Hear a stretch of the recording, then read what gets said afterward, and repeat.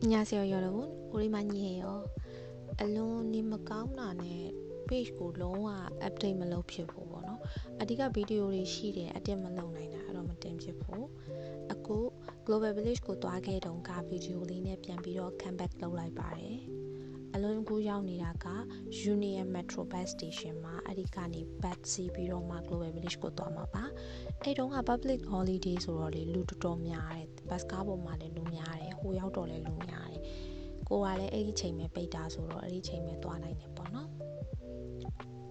ဒီဗီဒီယိုမြင်ကွင်းလေးကိုမြင်လိုက်တဲ့ချိန်မှာမြန်မာနိုင်ငံအောင်တော်တော်သတိရသွားတယ်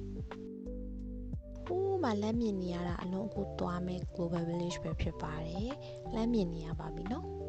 ဘတ်ကားနဲ့သွားတာဖြစ်တဲ့အတွက်ကြောင့်နည်းနည်းလေးတော့သူတို့က bus station ကို stop လုပ်ဖို့ပါဘူးနဲ့သိရမလားမြင်သာမြင်မကျင်ရဖြစ်ရောက်ပါပြီရောက်ပေမဲ့နေဗီဒီယိုရိုက်တာအဆင်မပြေဖြစ်နေတာကျွန်မကားမိုးနေလို့เนาะအဲ့ဒါလေးနည်းနည်းတီးခံအောင် stable မဖြစ်ဘူးကားမိုးဒါကတော့တစ်ကတ်ဝယ်တဲ့နေရာပဲဖြစ်ပါတယ်ငွေသားနဲ့ဝယ်မယ်ဆိုရင်တန်းစီပြီးဝယ်လို့ရတယ်တကယ်လို့ကတ်နဲ့ဝယ်မယ်ဆိုရင်သူဆက်ကလေးတွေရှိတယ်မှာဝယ်လို့ရပါတယ်ကျွန်မတစ်ကတ်ရပါပြီတစ်ကတ်ရတော့အထက်ဝင်ခင်မှာအပြင်ကမြင်ကွင်းလေးကိုနည်းနည်းပပရိုက်ခဲ့ပေါ့နော်ရောက်သွားတော့ကညနေဆောင်ဖြစ်တဲ့အတွက်ကြောင့်နေဝင်စည်းစာအလှလေးနဲ့ Global Village ရဲ့အလှလေးက match ဖြစ်နေပါတယ်အလွန်တစ်ကတ်ဝယ်တဲ့နေရာကသူက exit နေရာမှာဖြစ်တဲ့အတွက်ကြောင့်အလွန်တို့ကအထဲကိုဝင်ဖို့အတွက် entrance ကဟိုဘက်ကိုဆက်သွားမှာပါ entrance ကိုရောက်ပြီဆိုရင်ဝယ်ထားတဲ့ ticket ကိုပြပြီးတော့မှအထဲဝင်လာရင်ရပါပြီ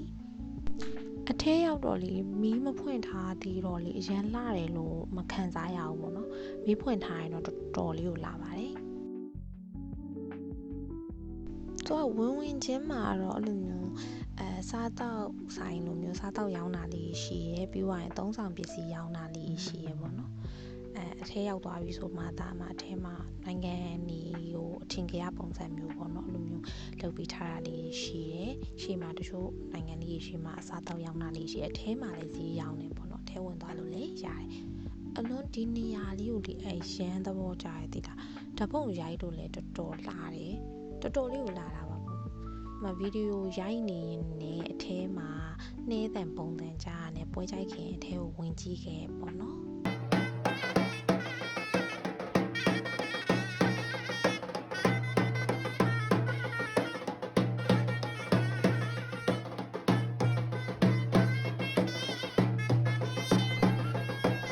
ပွဲကြိုက်ခင်ပွဲကြည့်ပြီးသွားတဲ့ခါကျတော့ရှေ့ကိုဆက်သွားတယ်မော်ရိုကိုထဲမှာတော့အလွန်အထဲထဲဝင်ကြည့်ခဲ့တယ်ပေါ့နော်အထဲမှာအရင်ထူးထူးခြားခြားရှိတာဆိုတော့မရှိဘူးအခုလိုမျိုးအဝတ်စားတွေရောင်းနေအသုံးဆောင်ပစ္စည်းလေးတွေရောင်းနေသုံးဆောင်ပစ္စည်းလေးရောတော်တော်လေးကိုချစ်ဖို့ကောင်းတယ်လို့တေးသေးလေးတွေနဲ့လှလဲလာတယ်ပေါ့နော်ပြီးတော့အခုလိုမျိုးအသုံးဆောင်ပြောရမယ်အဝတ်အစားတွေတခြားအသုံးဆောင်ပစ္စည်းတွေပေါ့နော်အဲ့လိုမျိုးတွေရတယ်ဒါလေးကတော့မေမျိုးပန်းပွဲတော်နဲ့တော်တော်လေးကိုဆင်လို့ပေါ့နော်သဘောကျလို့မေမျိုးကိုလည်းသတိရလို့ရိုက်လာခဲ့တယ်ဒါကကြတော့အဲ့လိုပဲအထင်ကြီးနေရတစ်ခုပေါ့နော်ပြောဖို့အမှန်တိုင်းပြောရရင်အလုံးဒီဗီဒီယိုရိုက်တာတော်တော်ကြာနေပြီဖြစ်တဲ့အတွက်ကြောင့်တချို့ဟာလေးအလုံးမမှတ်မိတဲ့အတွက်ကြောင့်တောင်းပန်ပါတယ်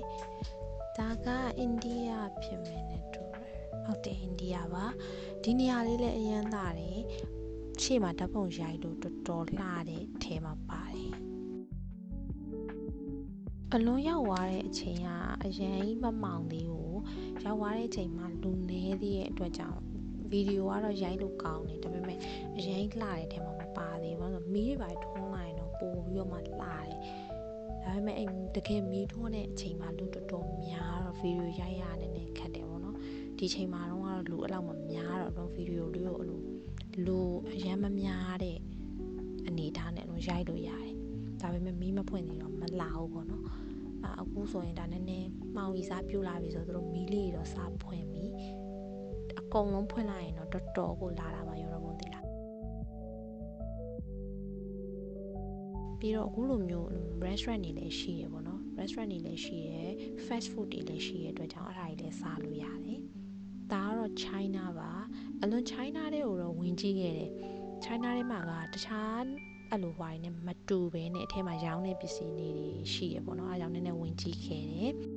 အထဲမှာအဲ့လိုရောင်းတဲ့ပစ္စည်းလေးတွေကတခြားနေရာတွေမှာရောင်းတဲ့ပစ္စည်းနဲ့နည်းနည်းကွဲကွဲပြားပြားလေးမို့လို့ပေါ့နော်ဝင်ပြီးကြည့်ခဲ့တယ် ပြီးသွားရင်သူတို့အဲ့လိုမျိုးအလားကပြတဲ့ပွဲလေးလည်းရှိတယ်ပေါ့နော်ရောတော့ပေါ့အလွန်လေကိုရီးယားကိုရောက်တာအပျော်လွန်ပြီးတော့လေအဲ့တမျိုးပဲရိုက်ခဲ့ရတယ်ဂျပန်မှာကအလွန်တော်သဘောကျတဲ့နေရာအဲ့ရှေ့ကဂျပန်မှာမျက်နှာဖုံးအရန်လာတယ်ဓပုံရိုက်လို့တကယ်လာတာပါရောတော့ဘုံရဲ့တကယ်လာအဲ့နေရာလေးကိုအရန်သဘောကျလို့လွန်ဓပုံတော့ရိုက်ခဲ့ပါတယ်ခလေးလေးဆိုတာရက်ကြည့်နေတာစော့ကျင်လို့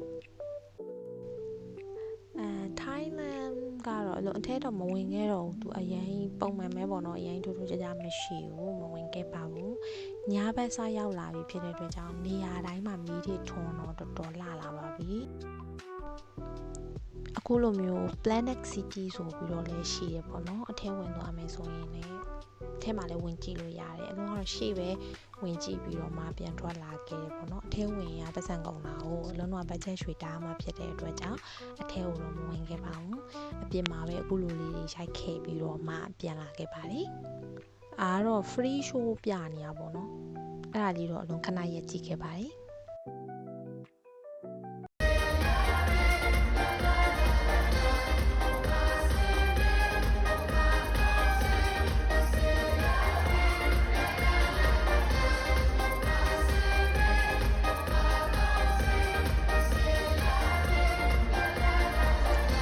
ကြည့်ပြီးွားတဲ့ခါကျတော့အလုံးရှိကိုဆက်လာတော့အခုမမြင်ရတဲ့ဒီကားစတမ်လေးပြတဲ့နေရာဖြစ်မယ်နဲ့တူတယ်အဲ့လိုရှိုးပွဲပုံစံမျိုးပေါ့နော်ပြတဲ့နေရာပါအလုံးသွားတဲ့ချိန်မှာသူကပွဲချိန်မဟုတ်တဲ့အတွက်ကြောင့်ပိတ်ထားတယ်အဲ့တော့အပြင်ကနေရိုက်လာခဲ့ပါတယ်ပွဲချိန်ဆိုလည်းအထဲဝင်ပြီးကြည့်ရတက်ကတ်ဖို့ထပ်ပေးရမှာပေါ့နော်အဲ့တော့အလုံးအပြင်ကနေပဲရိုက်လာခဲ့ပါတယ်ကျော်တော့မြင်တဲ့အတိုင်းပဲညဘက်အလားတော့တော်တော်လေးကိုလာပါတယ်เนาะမီးတွေထိန်ထိန်လင်းပြီးတော့မှတော်တော်လေးကိုလှတဲ့မြင်ကွင်းလေးကိုမြင်တွေ့ရမှာဖြစ်ပါတယ်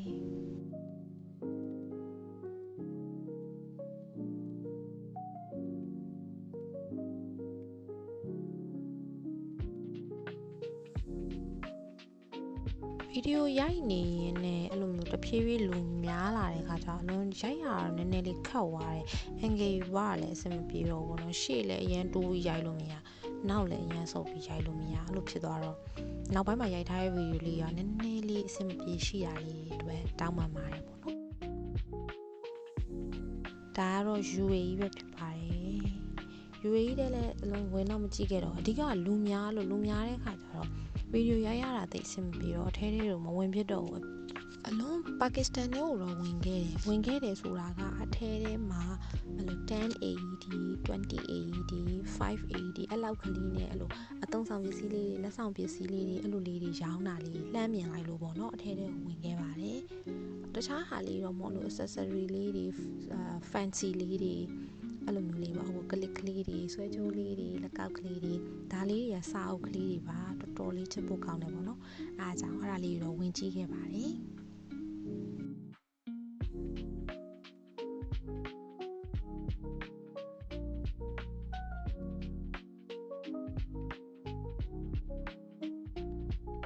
ဒီနေရာလေးတွေကအလုံးညံ့နေရဝင်ချင်းတော့ရိုက်ပြီးသားပေါ့နော်ဒါပေမဲ့မီးထွန်းလိုက်တဲ့အချိန်မှာပိုပြီးလှလို့ဆိုပြီးအလုံးထက်ရိုက်ခဲ့တာပါထက်ရိုက်ပြီးတော့မှထပ်ပြီးထည့်ပေးထားတာပေါ့နော်ပြီးတော့လေလုံးရှေ့မှာပြောတယ်လေရောတော့ဒီနေရာလေးအရန်လာတယ်လို့တပုံရ draw လိုက်ဆို Egypt လေအဲ့ဒီ Egypt ကမီးထွန်းလိုက်တဲ့အချိန်မှာတော်တော်လာတယ်ရောတော့မှမြင်တဲ့အတိုင်းပဲဓာတ်ပုံရိုက်လို့တော်တော်လာတဲ့နေရာပါဒါပေမဲ့အလုံးဓာတ်ပုံထပ်မရိုက်ခဲ့ဘူးဆိုတာ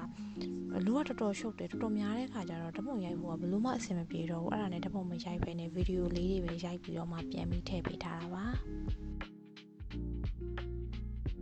ကိုကတော့ဝင်ချင်းနှုံးကနေရပေါ့နော်အဲ့ဒါကိုပြန်ဖို့အတွက်ရောက်နေရပါအထဲဘက်ကနေအလုံးရိုက်ထားတာပေါ့နော်အပြင်ပြန်မထွက်ရသေးတဲ့အချိန်မှရိုက်ထားတာပါညဘက်မှာတော့တကယ်လာတယ်အပြင်ထွက်လိုက်တော့လည်းမအပြင်ပြန်တဲ့လမ်းမှာလောက်ထားတဲ့ဒီမီးလေးတွေ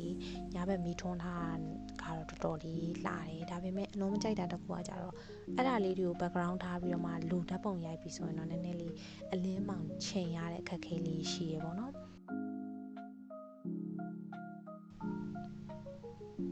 ပြန်မဲ့လမ်းမှာဘတ်ကားဆောင်နေနေမြင်ကွင်းလေးလှလို့ဆိုပြီးတော့ရိုက်ထားတာပါ။ရောရဘုံတို့အလုံးတစ်ကက်စီမပြောရသေးဘူးเนาะ။တစ်ကက်စီကAE30ပါ ဒါပေမဲ့ Sunday နဲ့ Thursday မှာတော့သူတို့25နဲ့ပေးပါတယ်ကားကတော့အပြန်တော်တော်ကျက်တယ်မှာမြင်တဲ့အတိုင်းပဲကားတွေတော်တော်လေးကိုကျက်ပါတယ်အခု blog လေးကတော့အလွန် public holiday တုန်းက Global Village ကိုသွားထားတဲ့ blog လေးပဲဖြစ်ပါတယ်နောက် blog တွေမှာပြန်တွေ့ကြမယ်နော်အညော